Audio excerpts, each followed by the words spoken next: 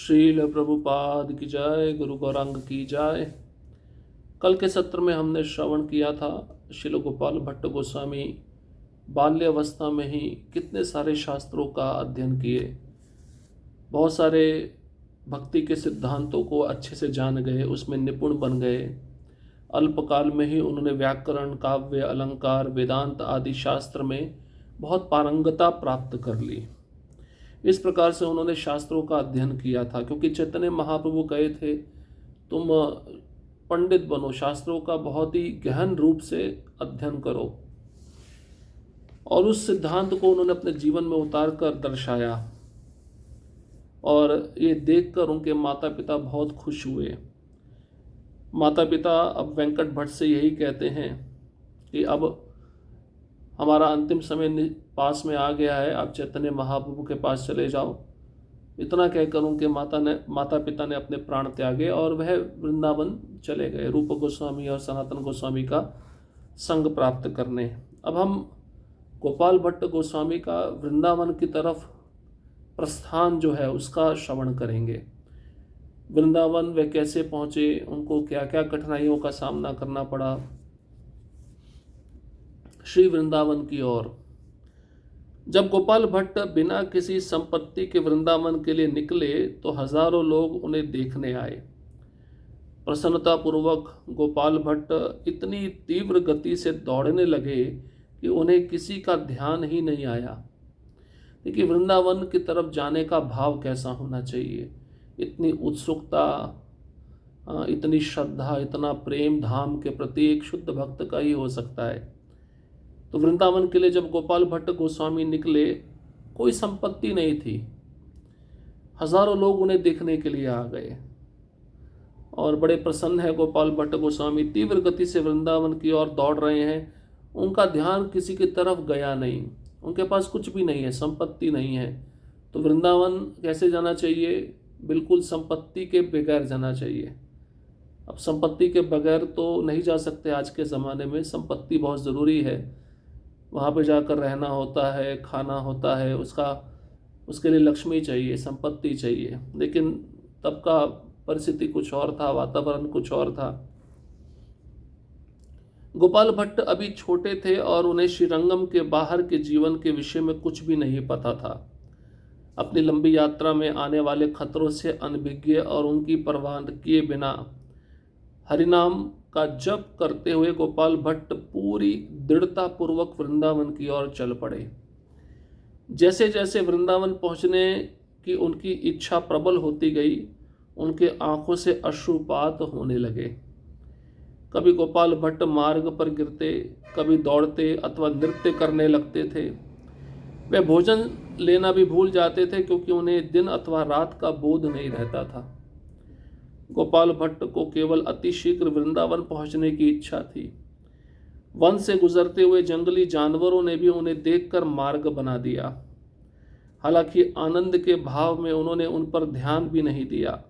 अक्सर गांव वाले गोपाल भट्ट के पास एकत्र हो जाते थे और उत्सुकतावश घूरते रहते थे। भीड़ उन्हें असहज कर देती थी और वह उनसे बचने के लिए भाग जाते थे। कभी कभी वृंदावन और राधा कृष्ण में ध्यान में मग्न होकर वे घंटों अचेत अवस्था में रहते थे। ये सभी चुनौतियां गोपाल भट्ट की यात्रा को और कठिन बना रही थी। तो अभी श्रीरंगम से निकले ही थे गोपाल भट्ट, बहुत छोटे हैं आयु में, और श्रीरंगम के बाहर का जो जीवन है उसके बारे में उनको कुछ भी पता नहीं है। जैसे छोटा बालक होता, अपने घर से बाहर निकलता तो बाहर का जीवन कैसा है उसको कुछ पता नहीं। अब उसको बोला जाए तुम एक मेले में जाओ, अब मेले में कैसे लोग मिलेंगे, उनका व्यवहार कैसा होगा, उनका स्वभाव कैसा होगा, उस बच्चे को, उस बालक को कुछ भी पता नहीं है। ऐसे ही गोपाल भट्ट का जीवन। अब रंगम क्षेत्र से बाहर निकले हैं, माता पिता नहीं रहे, वृंदावन जाना है, बाहर की दुनिया उन्होंने देखी नहीं है। अब लंबी यात्रा करनी है, श्रीरंगम क्षेत्र से वृंदावन की ओर जाना है, तो खतरों से अनभिज्ञ है और परवाह नहीं है कौन सा खतरा जीवन में आएगा, लेकिन एक दृढ़ विश्वास है, वो है हरिनाम। ऐसे श्रील प्रभुपाद जी का चरित्र है। जाना है भारत से अमेरिका, गुरु की आज्ञा को पूरा करना है, अपने पास में कुछ भी नहीं है, अमेरिका जाकर क्या खतरे आएंगे, उससे अनभिज्ञ प्रभुपाद जी केवल एक ही वस्तु पे दृढ़ श्रद्धा रखते, वो है हरिनाम। तो हरिनाम का जप करते करते गोपाल भट्ट दृढ़ता पूर्वक वृंदावन की ओर चल पड़े। जैसे जैसे वृंदावन पहुंचने की उनकी इच्छा प्रबल होती गई, उनकी आंखों से अश्रुधारा बह रही है। और कभी कभी गोपाल भट्ट मार्ग पर गिर जाते, कभी दौड़ते, कभी नाचते। इस तरह से वह अपना जो रास्ता था, मार्ग था, पार कर रहे थे। कभी कभी भोजन लेना भूल जाते, क्योंकि उनको पता नहीं था दिन कब हुआ, रात कब हुई, इसका बोध उनको नहीं था। गोपाल भट्ट को केवल अतिशीघ्र वृंदावन पहुंचने की बहुत तीव्र इच्छा थी। अब रास्ते में जंगल पड़े तो जंगल में बहुत सारे जंगली जानवर होंगे, उनसे गुजरते हुए उन जंगलों को पार किया। और उन जंगलों में जो जंगली जानवर हैं, गोपाल भट्ट को देखकर उन्होंने मार्ग बना दिया।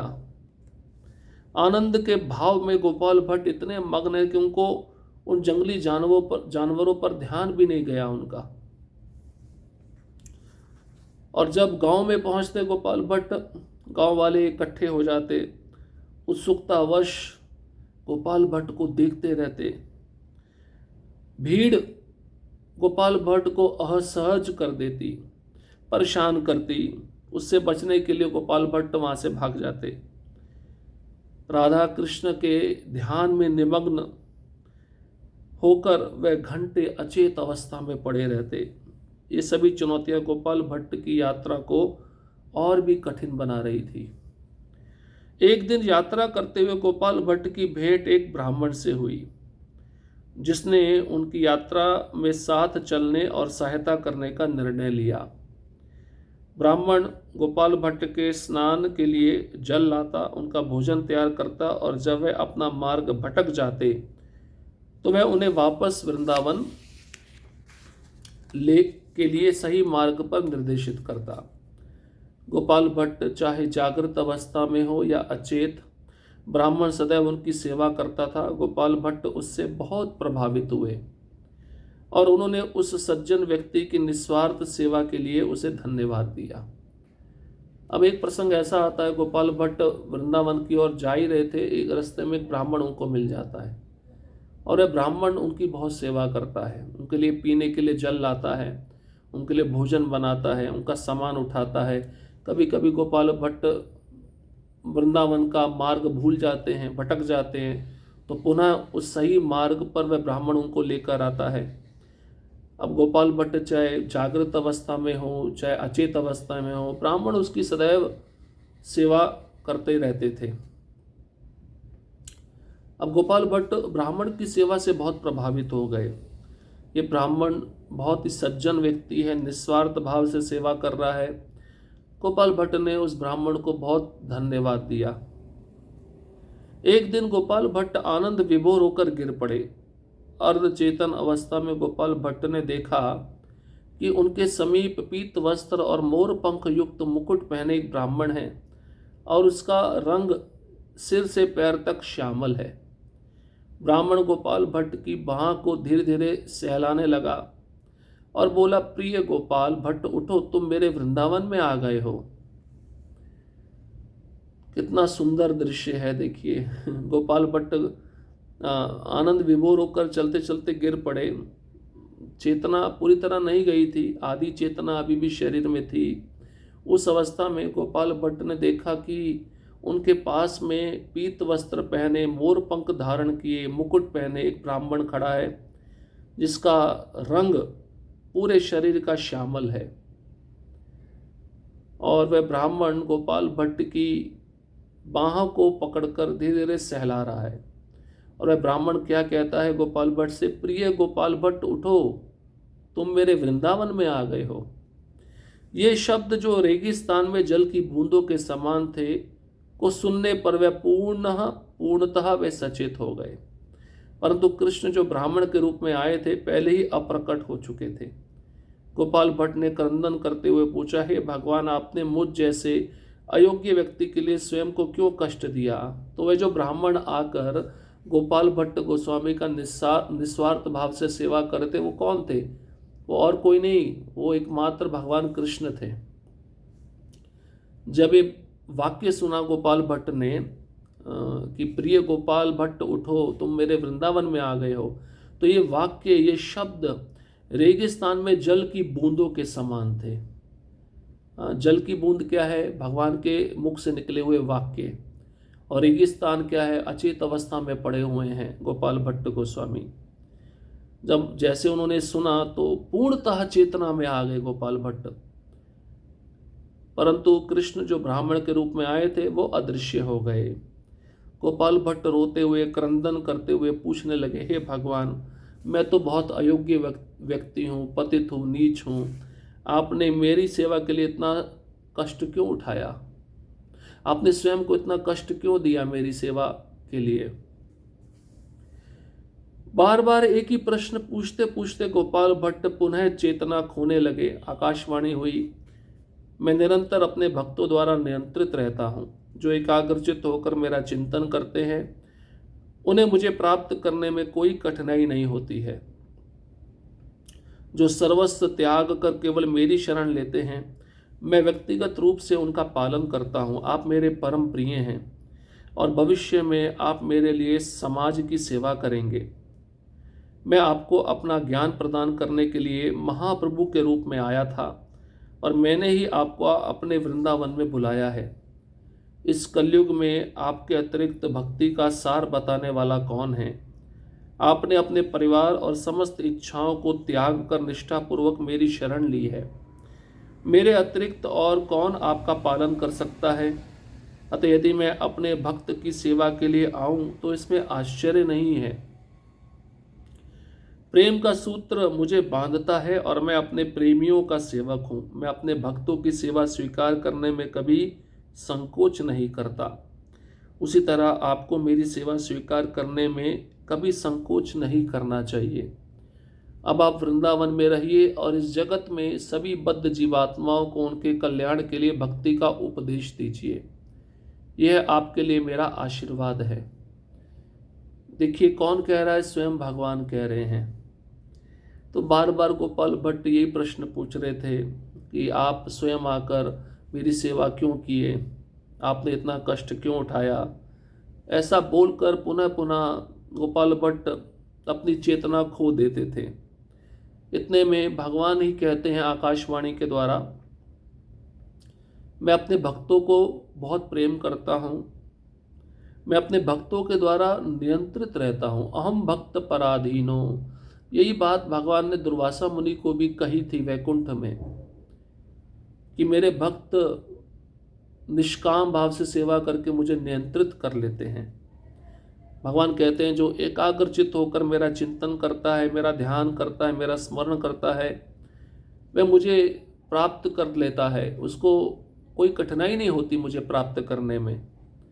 जो सब कुछ छोड़कर केवल मेरी शरण में आता है, भगवान कहते हैं व्यक्तिगत रूप से मैं उसका पालन करता हूँ। व्यक्तिगत मतलब भगवान कह रहे हैं मैं स्वयं आकर उसका पालन पोषण करता हूँ।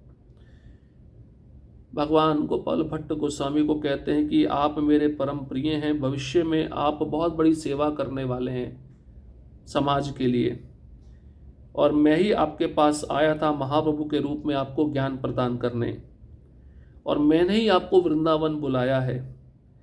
इस कलयुग में आपके अलावा भक्ति का सार बताने वाला अन्य कोई व्यक्ति नहीं है। आपने अपने परिवार को छोड़ा, समस्त इच्छाओं को छोड़कर निष्ठापूर्वक मेरी शरण ली है। मेरे अतिरिक्त और कौन आपका पालन कर सकता है? अतः यदि मैं अपने भक्त की सेवा के लिए आऊं तो इसमें कोई बड़ी आश्चर्य की बात नहीं है। जब भक्त मेरी सेवा के लिए आते तो मैं उनकी सेवा के लिए क्यों नहीं आ सकता? ऐसा भगवान गोपाल भट्ट गोस्वामी को कह रहे हैं। प्रेम का सूत्र मुझे और मेरे भक्तों के बीच में बंधा हुआ है। मैं अपने प्रेमी भक्तों का सेवक हूँ और मैं अपने भक्तों की सेवा स्वीकार करने में कभी संकोच नहीं करता। उसी तरह आपने भी मेरी सेवा करने में कोई संकोच नहीं किया। अब आप वृंदावन में रहिए, इस जगत में जितने भी बद्ध जीवात्मा हैं उनका कल्याण के लिए भक्ति का उपदेश दीजिए, यही मैं आपको आशीर्वाद देता हूँ। गोपाल भट्ट पुनः पूरी तरह से सचेत हो उठे और उन्होंने चारों ओर खोजा, परंतु ना कोई रास्ता मिला और ना ही कोई साथी। उन्होंने स्वयं को यमुना नदी के किनारे बैठा हुआ पाया, जहाँ सुगंधित वृक्ष, लताएं, फल और फूल थे जो उनकी इंद्रियों को मोहित कर रहे थे। गोपाल भट्ट ने मोर और तोते जैसे कई प्रकार के पक्षी देखे जो राधा और कृष्ण की महिमा का गायन कर रहे थे। उन्होंने तालाबों में खिले हुए कमल पुष्प देखे और भौरों को उनकी सुंदर गुंजन ध्वनि करते सुना। फिर भी यमुना की तेज धाराएं राधा और कृष्ण की अभिलाषा में निराश क्रंदन के समान प्रतीत हो रही थी।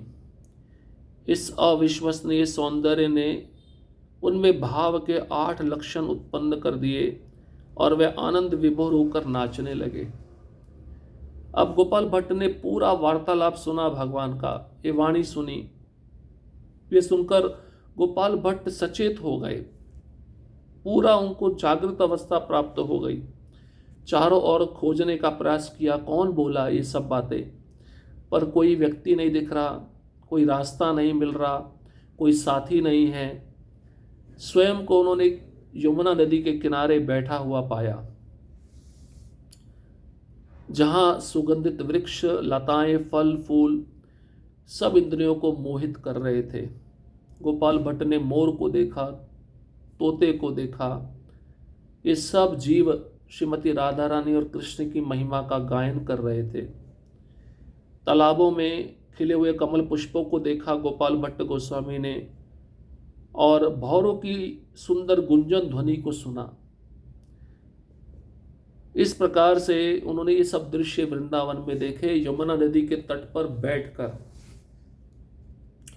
ये सब अविश्वसनीय सौंदर्य को जब उन्होंने देखा तो उनके शरीर में भाव भक्ति के 8 लक्षण प्रकट हो गए। आनंद विभोर होकर गोपाल भट्ट गोस्वामी नाचने लगे।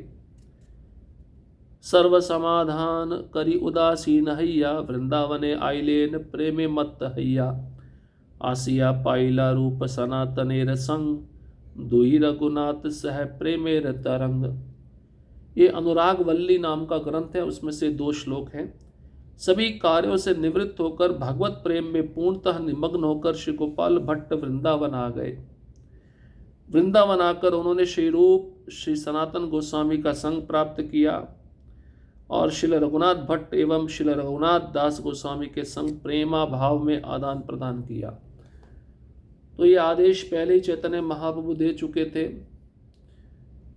जब तुम अपने माता पिता की सेवा पूरी कर लो उसके पश्चात तुम वृंदावन जाना, वृंदावन में रूप गोस्वामी सनातन गोस्वामी का संग प्राप्त करना, उनके आश्रय में रहना।